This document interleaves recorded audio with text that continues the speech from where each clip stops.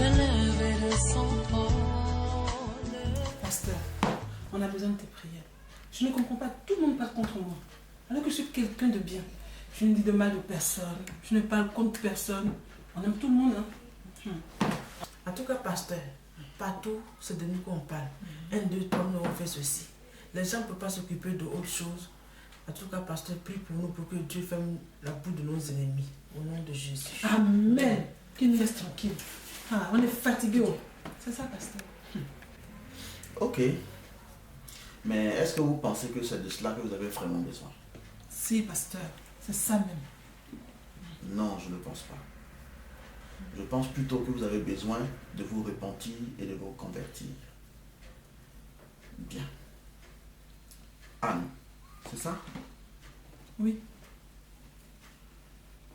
Tu veux la paix et tu trompes ton mari? Non, non ma soeur. Ne joue pas à l'étonner. C'est avec ton frère qu'elle sort. La vie que vous menez n'est pas bonne.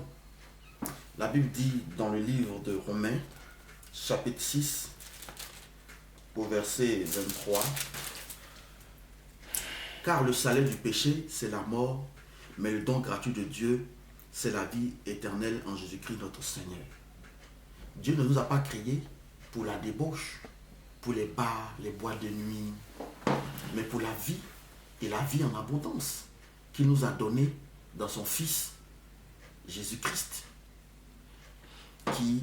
qui a été crucifié, qui est mort et qui est ressuscité. Mais si vous ne quittez la voie sur laquelle vous êtes, vous ne pouvez avoir cette vie, car le salaire du péché, c'est la mort. Mais la repentance et la foi au nom de Jésus vous donnent accès à cette vie et à la vie éternelle. Ma soeur, on y va. Ça va? Ok.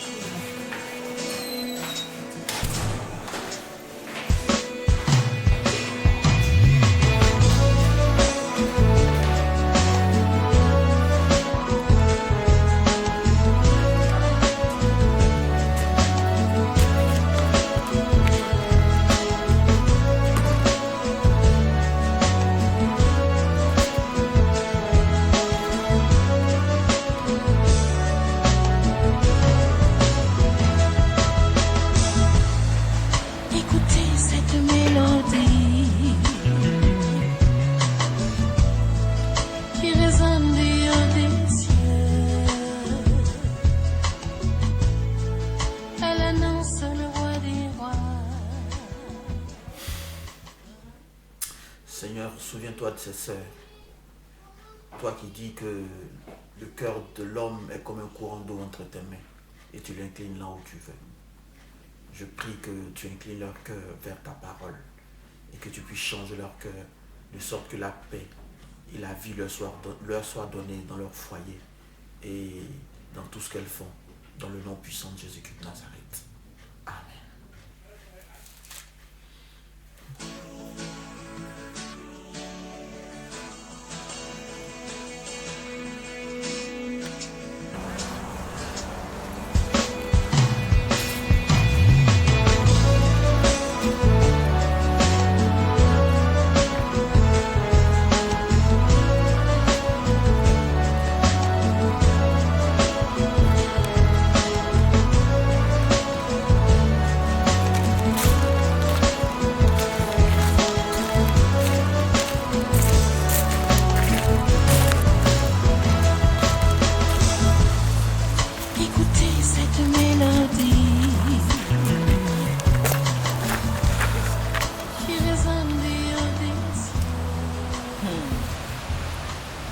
Pasteur se prend pour qui même?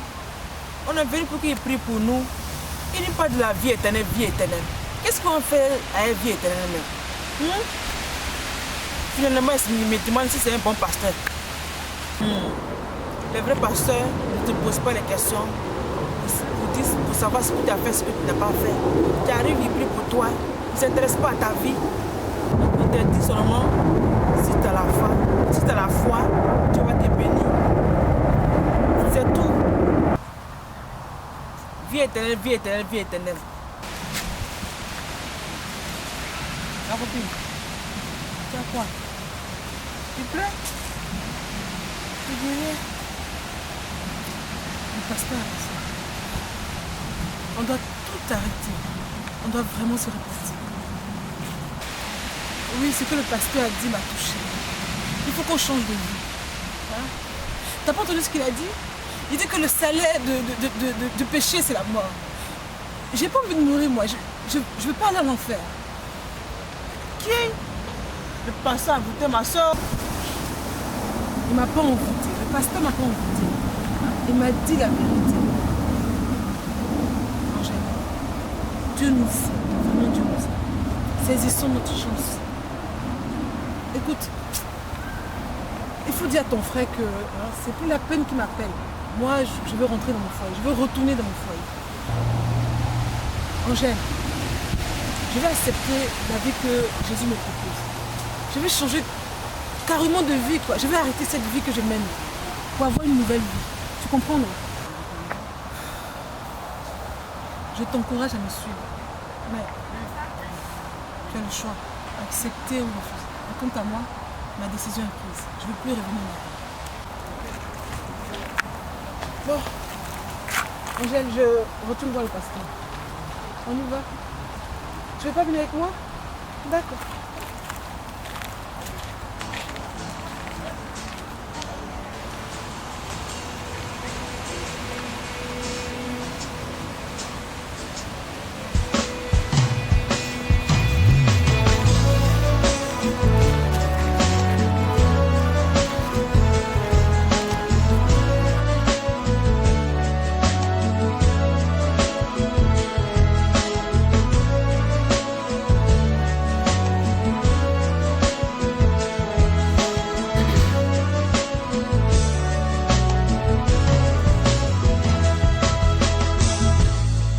Écoutez cette mélodie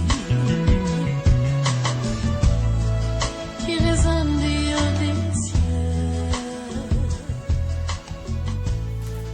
Elle annonce le roi des rois.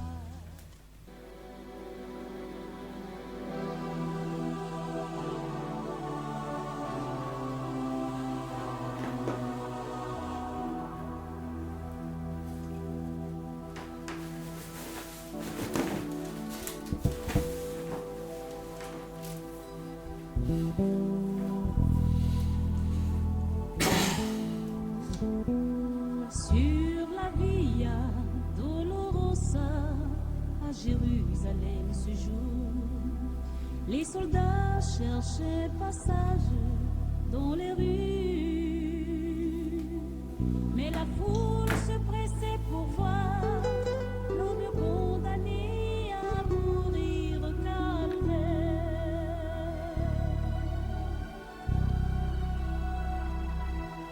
Le sang coulait à flot de son corps meurtri.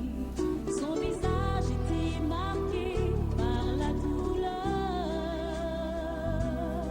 Il portait à chaque pas la voix de ceux qui ont voulu sa mort. Sur la Via Dolorosa, le chemin de la souffrance, pour de l'agneau vient le Messie, Fils de roi. Il a choisi ce chemin par amour pour toi et moi. Sur la Jacques, Dolorosa, Jacques, il a marché jusqu'au Jacques, tu peux ouvrir?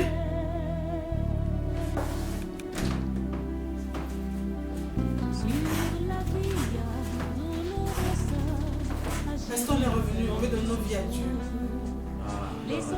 Moi, je suis prête. Et toi, ma soeur, ne veux-tu pas donner ta vie au Seigneur?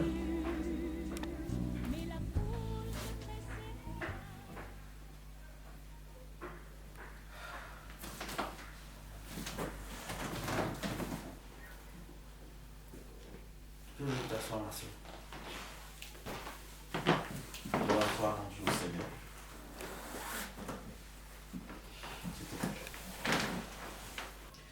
Pasteur, je veux m'excuser. Vraiment, tout à l'heure, ma soeur et mon agi de façon assez brutale envers un pasteur, c'est pas bien. Et aussi, je suis venue parce que tout ce que tu as dit concernant ma vie est vraiment ça, quoi. J'ai fait n'importe quoi, j'ai trompé mon mari. Les mots me manquent, j'ai même honte de ce que je dis, quoi. Je veux vraiment donner ma vie à Dieu. Il n'y a pas de problème. Le Seigneur lui-même l'a dit dans sa parole qu'il ne rejette pas celui qui vient à lui. Et donc tout ce qui s'est passé est refoulé dans le passé.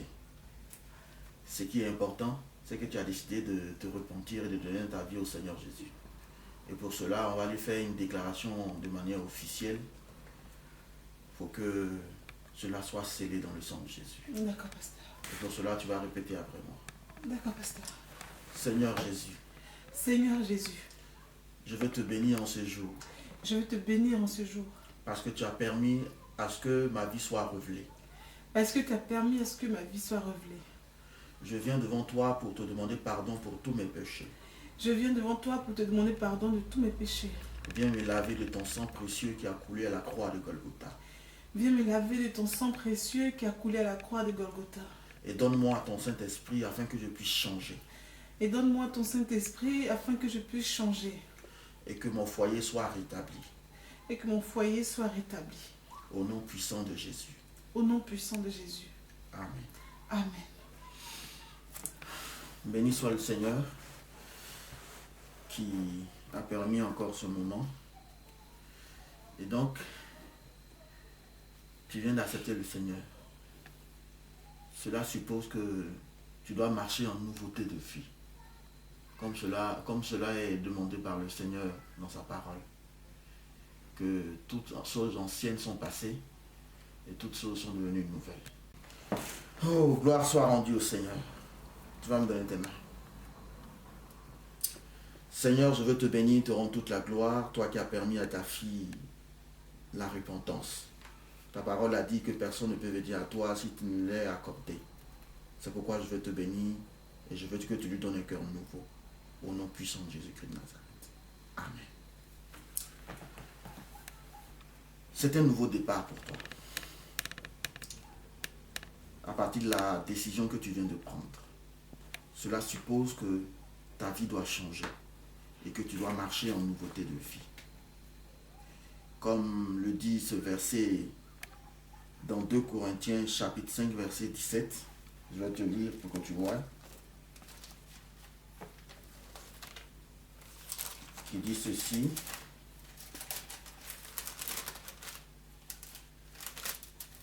Alors, si quelqu'un est en Christ, il est une nouvelle création. Les choses anciennes sont passées. Voici, toutes choses sont devenues nouvelles. Cela veut dire quoi?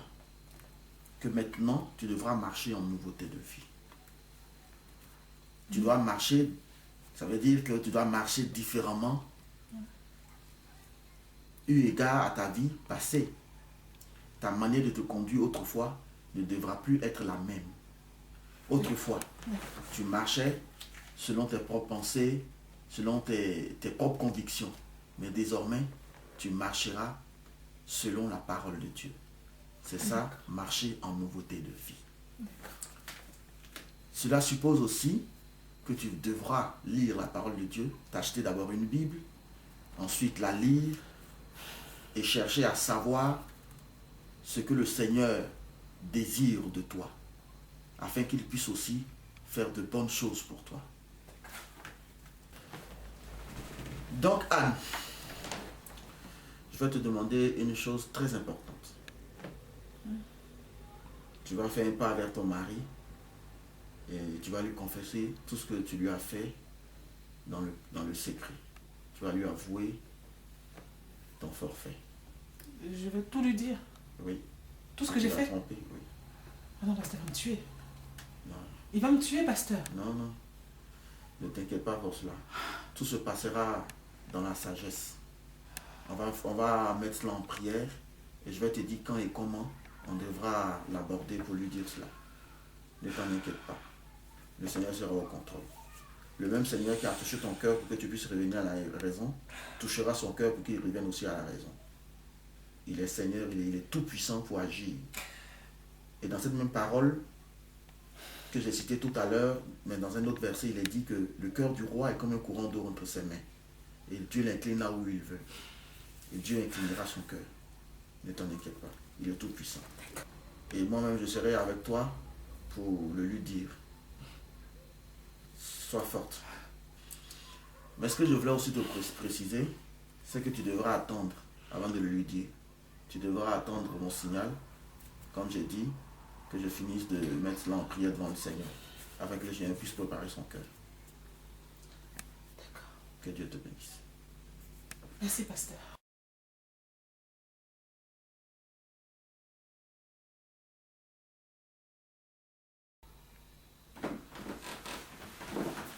Bonne arrivée, pasteur.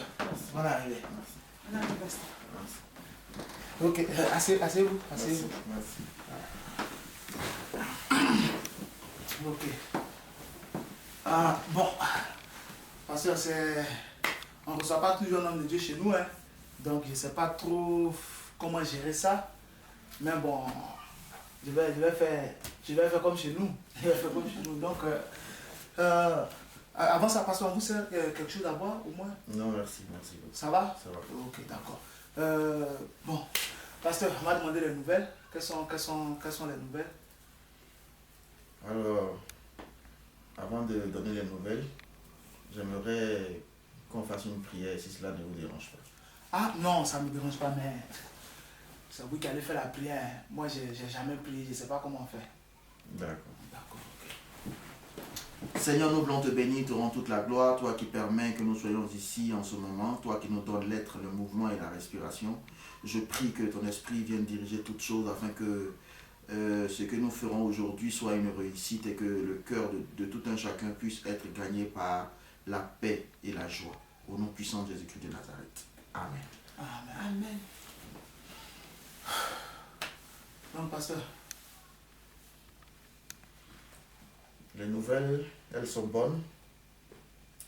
Il était aussi important, comme votre femme prie avec nous, ça fait cela 3 semaines, il était important que nous puissions venir connaître son mari, connaître chez elle, et que son mari aussi puisse savoir avec qui elle prie, pour que les choses se passent bien. C'est dans cette optique-là que je suis présent aujourd'hui. vraiment merci beaucoup, pasteur, c'est gentil, c'est gentil. Donc, chérie, voici ce que le pasteur a dit. Mais je dois vous avouer quelque chose, pasteur. C'est que quand ma femme que moi je connais m'a dit qu'elle allait à l'église, je ne croyais pas. Mais avec ce que j'ai vu Ah bon? aujourd'hui, là, je peux croire. Qu'est-ce que vous voyez?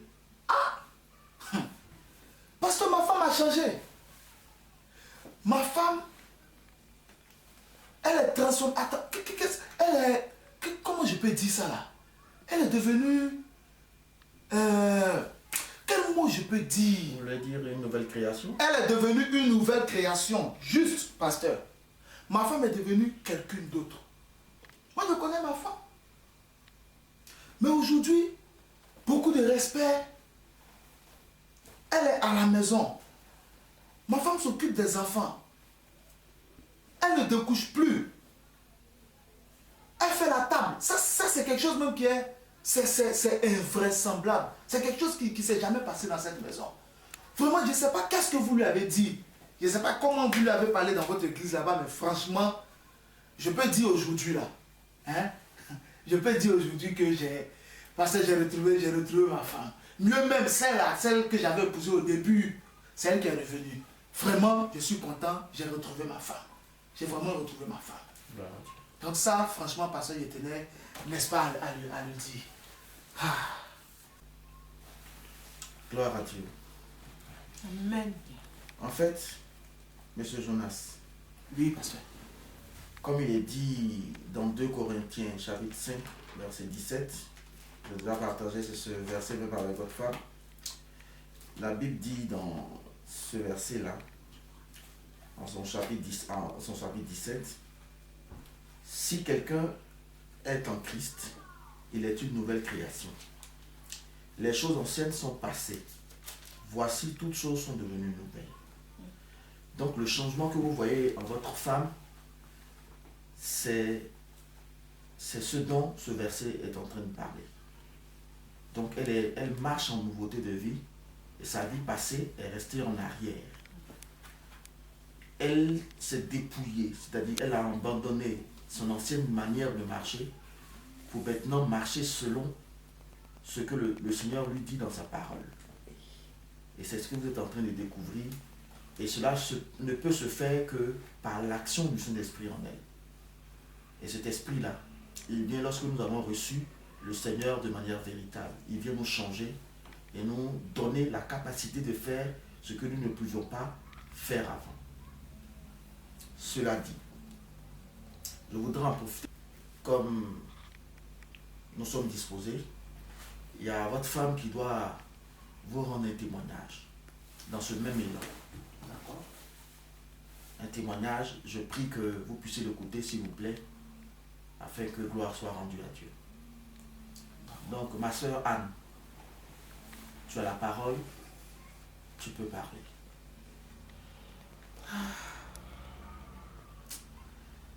Je veux vraiment dire merci au pasteur. D'être venu, c'est vraiment... je bénis vraiment la vie du pasteur qui s'est occupé de moi.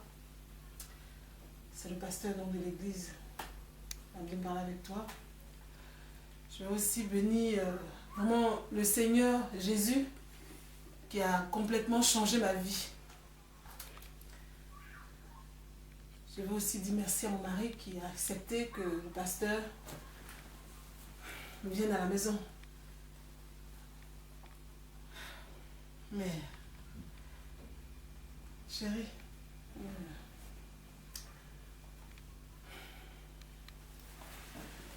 le témoignage, non pas le pasteur,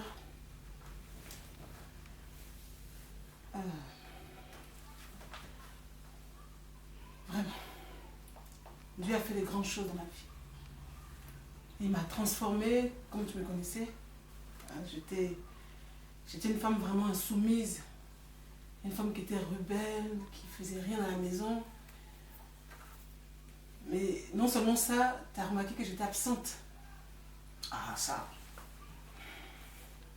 Mais j'ai changé. Ça, tu l'as remarqué aussi. Voilà. Non, j'étais absente. Voilà. Donc, j'étais absente, en fait, je n'étais pas à la maison. Mais oui, j'ai entendu, je sais. Il n'y a pas de problème.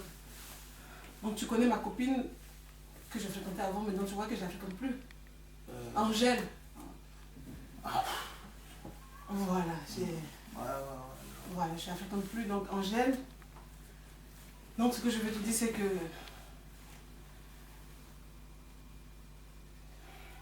je veux vraiment te demander pardon. Demander pardon. Je veux te demander pardon de tout mon cœur devant le pasteur, devant Dieu.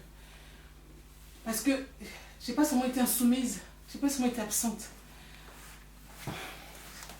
Je n'ai pas seulement été absente. Tu sais, Angèle, son frère, tu as déjà entendu parler de lui, son frère dont je te parlais et tout. Bah, je sais pas, mais c'est quoi, c'est quoi? Pardonne-moi, je t'ai trompé avec son frère. Quoi?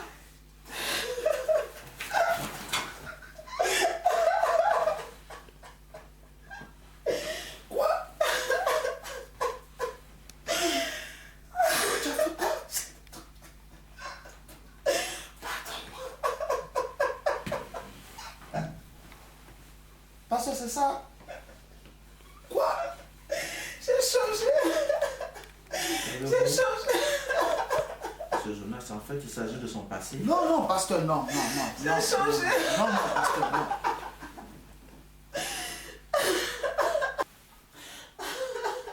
Quoi? contenté Pardonne-moi. de me rendre la vie misérable. Tu t'es pas contenté de me laisser les enfants. Mais non seulement ça, tu t'es livré à la prostitution. Et dehors, tu livrais ce que moi, dans ma maison, tu me refusais. Ah bon? Tu es une femme, mais dis, laisse-moi. Monsieur Jonas. Non, parce... Monsieur Jonas. Non, non, non. Calmez-vous, s'il vous plaît. Tu es une femme indigne. Calmez-vous. Vous avez une épouse merveilleuse. C'est ça, et pour... Pasteur, non, non, pasteur, non. Mais tout le monde n'a pas le courage de faire une telle confession. C'est parce qu'elle vous aime. Elle ne veut pas que vous soyez dans l'ignorance qu'elle est venue se confesser devant vous. Il s'agit, comme je l'ai dit au début, de son passé. Au jour d'aujourd'hui, elle a arrêté cette vie. Quand elle est arrivée chez moi, cela a été révélé et elle a reconnu, elle s'est confessée, elle a demandé pardon. C'est alors qu'elle a accepté le Seigneur. Et c'est après cela qu'il y a eu ce changement. Donc vous devez vous calmer, je comprends, je suis un homme aussi, mais vous devez comprendre qu'elle a eu le courage de venir se confesser, vous dites qu'elle a vraiment changé. C'est pourquoi nous avons au début parlé d'un témoignage. C'était en fait ça le témoignage du changement, pour dire que vous avez retrouvé entièrement votre femme. Les défauts que vous connaissiez et les défauts que vous ne connaissiez pas aussi, vous venez de les connaître et vous découvrez en même temps qu'ils ont été complètement effacés. Et votre femme est redevenue une femme normale. Mais pasteur, est-ce que je suis obligé de lui pardonner? Est-ce que je suis obligé de lui pardonner avec ce qu'elle a fait là? Il ne s'agit pas de cela en fait. Mais je vais vous faire comprendre que vous avez une merveilleuse femme qui a fait des erreurs, c'est vrai. Comme tout le monde fait des erreurs dans la vie. Mais elle a décidé de changer. C'est pourquoi nous sommes venus vous voir. Apaisez votre cœur.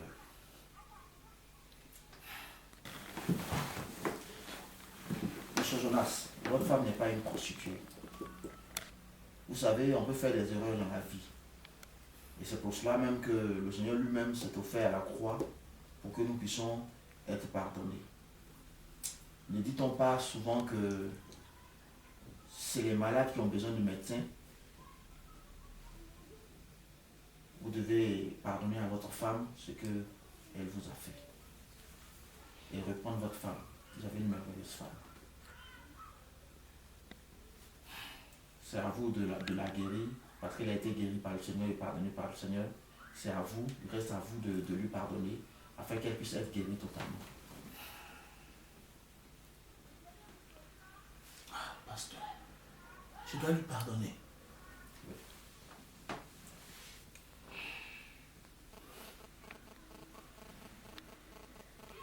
Oh, pasteur. Qu'est-ce que vous auriez voulu? L'apprendre par quelqu'un d'autre ou bien par votre femme elle-même? C'est-à-dire que vous puissiez l'apprendre par votre femme. C'est ce que la sagesse recommande. C'est avec beaucoup de courage qu'elle a fait. Et c'est avec plein d'amour et plein de volonté.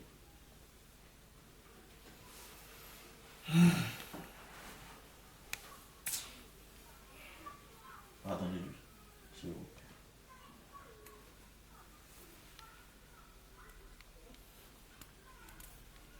D'accord, pasteur.